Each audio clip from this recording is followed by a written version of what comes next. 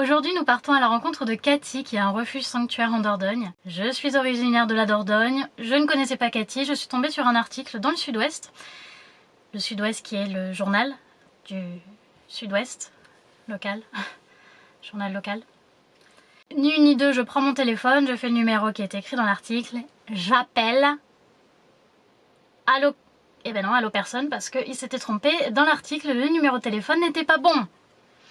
Bref, on est en 2021, il y a plusieurs recours pour contacter quelqu'un, Facebook notamment. Bam, je tombe sur le bon numéro, j'appelle Cathy et je lui demande si elle est OK pour faire une interview.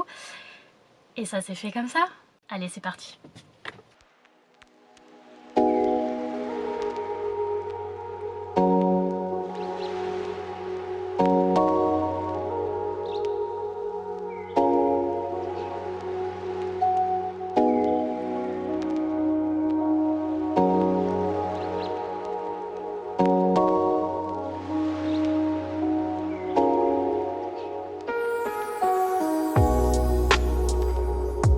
Comment vous êtes arrivé en Dordogne? Qu'est-ce qui s'est passé? Voilà.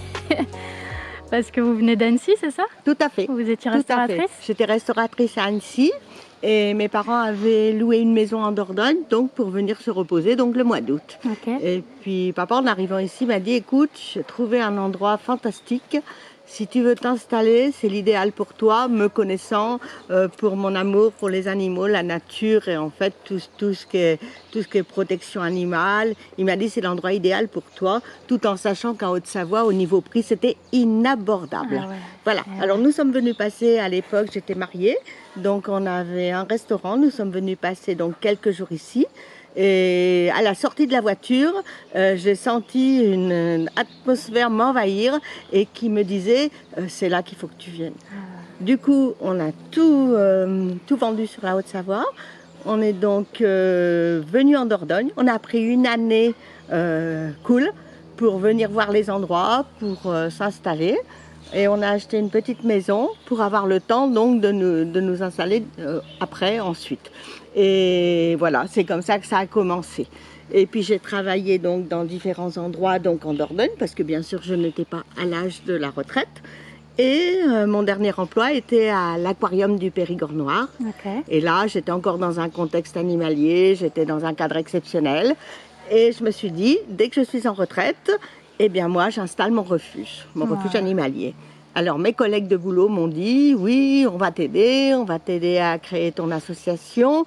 Et puis tu as le nom tout trouvé, tu t'appelles Abraham, donc l'Arche d'Abraham, eh ben ça ira très bien.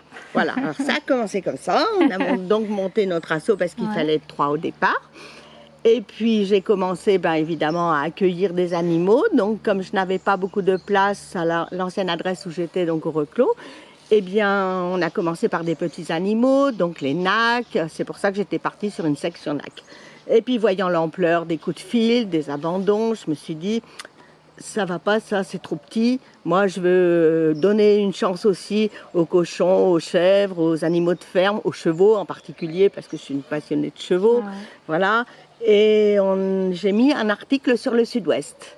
Et à la fin de mon article sur le Sud-Ouest, j'ai dit j'aimerais beaucoup trouver une propriété pour pouvoir donner une chance à tous les gros animaux. Okay. Et de ce jour, j'ai été contactée par le propriétaire ici, donc Olivier, qui m'a dit écoutez, je suis à l'étranger, mais je rentre en France. Ça fait un petit moment que je vous suis et j'ai envie de vous proposer quelque chose. Donc on s'est rencontrés donc ici, donc à ce lieu. Et il m'a fait visiter et il m'a dit voilà, moi je suis prêt à vous laisser la terre et les bâtiments pour de nouveau vous agrandir pour tous vos animaux. Mais je me suis dit, c'est gentil ça, mais si je mets beaucoup d'animaux ici, je ne peux pas vivre d'un côté et mettre mes animaux, il faut une surveillance 24/24. Alors il me dit, mais attendez, j'ai un gîte, donc je suis prêt à le débarrasser et puis vous vous installerez ici. Je vais vous présenter tous nos petits protégés qui vivent donc avec nous 24/24. Alors ici vous avez un petit enclos pour les cochons d'Inde pour leur donner une semi-liberté et puis qu'ils puissent profiter aussi de la nature, des oiseaux et surtout enlever du travail aux bénévoles parce que il n'y a plus de cage à faire. On a essayé d'aménager le mieux possible tous les bâtiments qui étaient à notre disposition. Ce qui n'a pas été simple, parce qu'au départ, il faut savoir qu'une association, il n'y a pas une thune quand on commence. Hein. Ouais. Donc, au départ, on a tourné sur le salaire de mon ami et sur mon salaire à moi pour mettre en place cette structure. Et puis, petit à petit, j'ai commencé à me faire connaître. Les gens sont venus me voir, ils m'ont demandé mon projet. J'ai commencé à demander donc des adhésions, donc à 20 € à l'année, ce qui n'est pas énorme, mais qui nous aidait à démarrer. Et puis, petit à petit, eh bien, les gens sensibilisés par ce qu'on faisait sont venus donc nous aider déjà pour installer. Et ensuite, on commençait à financer sous forme de dons. Hein, et puis, c'est ce qui nous a permis de créer en fait une petite trésorerie pour petit à petit eh bien, continuer notre projet. Alors là, nous rencontrons Belle. Alors une setter irlandaise abandonnée dans la nature. Elle avait tellement été maltraitée qu'il m'a fallu 5 ans pour pouvoir l'approcher et enfin la faire rentrer dans notre maison. Alors après, bon, tout ça c'était bien, mais ça ne me laissait pas encore assez de finances. Je me suis dit, si tu veux faire les gros animaux, il faut que derrière ça suive. Alors, comme j'avais donc cette association qui était créée et qu'on replaçait au départ des animaux, comme toute association, j'en ai replacé des petites chèvres naines, des lapins, des cochons d'Inde. Et tout ça, je me suis aperçue, soit c'était redispatché ailleurs, soit c'était abandonné une deuxième fois, ou soit c'était revendu. Mes petites chèvres, elles ont été revendues sur le Bon Coin. 70 € la petite chèvre, alors que moi, je les avais données contre bon soin. Ici, vous avez des colombes qui ont été aussi abandonnées. Alors, colombes issues d'élevage, et puis quand on arrête les élevages, on ne sait plus quoi faire des animaux. Alors, Roxane, elle vient du village du Bournat. Elle a bien fait l'attraction de tout le monde. Et puis, un jour, on s'est dit, Roxane est vieille, il faut la dégager. Et on va mettre 2 plus jeunes à sa place pour l'attraction des touristes. Et Roxane devait être transformée en côtelette. Vu l'âge que j'ai, parce que je ne vais pas encore faire ça 50 000 ans, j'ai 64 ans, donc quand même. Et je me suis dit, tous les animaux qui sont là, en fait, moi, ils ont été stressés une fois. Donc, je ne veux pas leur redonner encore un coup de stress. Donc, ils resteront, en fait, à la propriété, ici. Ils mourront ici. Et c'est pour ça que j'ai fait un refuge sanctuaire. Un refuge sanctuaire, c'est un refuge. Donc où on peut apporter les animaux, où on peut aussi, j'en trouve, voilà, je les récupère. Et ils sont garantis de vivre leur vie ici. Ils ne seront jamais replacés. Ensuite, nous avons un petit parc avec 6 caprins. Alors les boucs ont été stérilisés parce que bien sûr, je suis anti-reproduction. Hein, ça, c'est clair et net. Et la plus grande des chèvres qui arrive, alors c'est Groseille. Alors Groseille, elle était attachée dans un bois au bout d'une corde. Et c'est une promeneuse, en promenant son chien, qui l'a découverte et qui l'a amenée au refuge. À la suite de ça, je me suis dit, puisqu'ils ne seront jamais replacés, ils ont le droit d'avoir des parrains et des marraines. Ah, donc ça c'est intéressant. J'ai mis en place en fait une section parrainage. D'accord. Donc vous pouvez parrainer un animal, par exemple Indy, celle voilà. que vous avez. Ne bougez pas venez là pour montrer Indy. Voilà qui est Alors venu vers moi. Indy, c'est une petite cavalier King Charles qui vient d'un élevage. Voilà, parce que je fais aussi les sorties d'élevage quand elles ne servent plus à rien. Voilà. Et puis, je ne suis pas là pour critiquer les éleveurs parce que c'est leur taf. Ouais. Et puis, mais je trouve que leurs chiennes, elles ont le droit à une fin de vie heureuse. Donc, certaines viennent à l'arche. Et elles peuvent être parrainées avec une somme d'un minimum de 10 € par mois sur l'année, renouvelable ou pas. Alors après, on va aller vers le chalet des chats. Comme j'en ai 17, on a décidé de leur construire un chalet pour qu'ils aient leur endroit en fait pour eux. Ça, c'est une amie qui fait beaucoup de choses manuelles qui m'a dit, écoute, je vais te faire ta petite en-tête pour tes petits chats.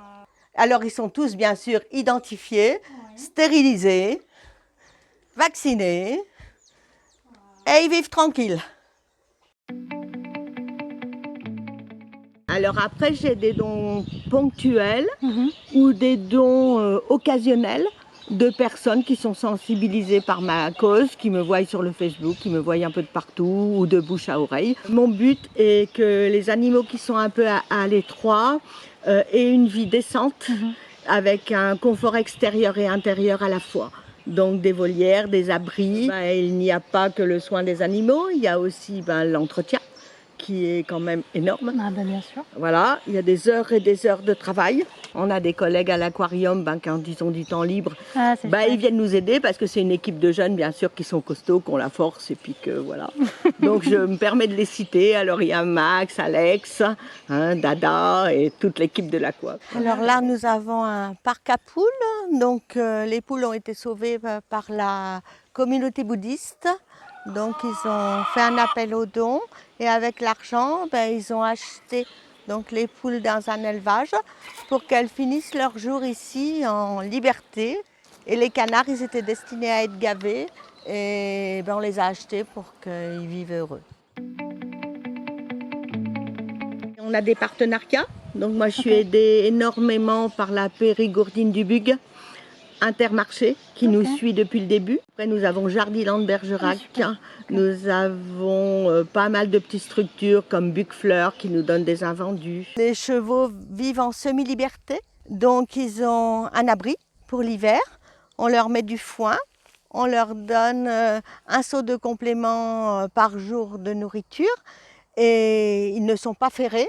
Parce que j'ai jamais vu dans la nature un cheval qui naissait avec une selle sur le dos et des fers aux pieds. Et il y a le maréchal Ferrand qui vient juste pour parer les pieds, parce que pour qu'ils aient un confort et surtout pas de problème d'os et tout ça après pour l'équilibre. Et puis alors c'est des chevaux en partie sortis de club équestre, c'est pareil, c'est le même principe.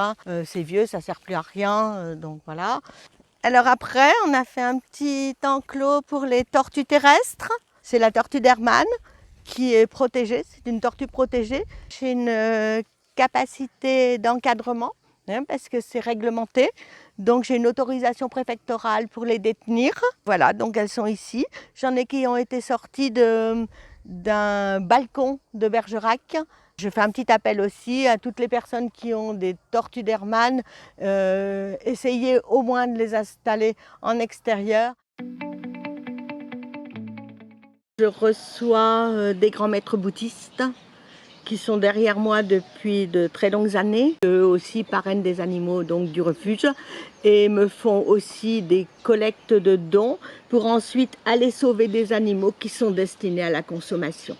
Donc avec eux, je sauve des poules pour qu'elles ne soient pas consommées. Après, on a sauvé des pigeons qui sont destinés au tir aux pigeons à la place des assiettes d'argile, il faut le savoir. C'est toujours des gens qui sont positifs, c'est des gens qui m'ont apporté beaucoup et je les remercie parce que sans eux, je ne serais peut-être pas là aujourd'hui.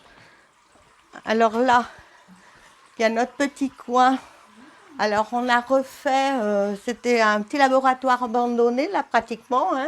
Ici j'ai un petit pogona. Ses patrons partaient habiter en appartement et ils n'avaient plus la place pour le loger. Voilà, alors là j'ai toute mon équipe de nanas qui trient. Et il y a de quoi trier, voilà. Alors on trie notre vide-grenier, quand je vous dis qu'il y a du taf, c'est pas anodin. Alors après on arrive vers des furets. C'est des furets, donc bon, ils sont pas malheureux, ils sont en cage. Mais moi, le système cage, c'est pas le truc qui me plaît le mieux.